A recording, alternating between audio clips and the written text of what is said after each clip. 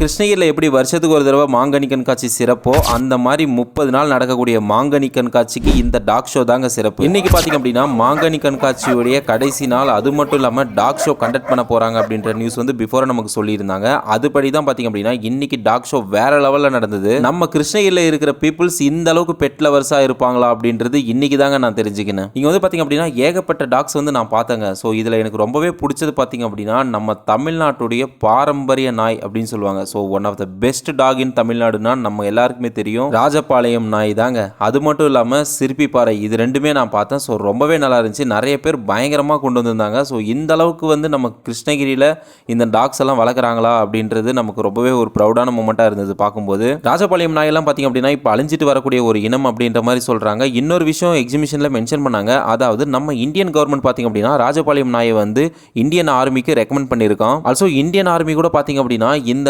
நாயுடைய அந்த மோப்ப சக்தியும் அண்ட் தென் பார்த்தீங்க அப்படின்னா தீவிரவாதிகளை வந்து கண்காணிக்கிற விதெல்லாம் பார்த்தீங்க அப்படின்னா வேற லெவலில் இருக்குன்னு சொல்லிட்டு ஒரு ஸ்டாம்பை ரெடி பண்ணியிருக்காங்களா இந்த ராஜபாளையம் நாய்க்கு. ஸோ ராஜபாளையம் நாயை தான் நம்ம இந்தியன் கவர்மெண்ட் இந்தியன் ஆர்மிக்கு ஹைலி ரெக்கமெண்ட் பண்ணுறாங்க.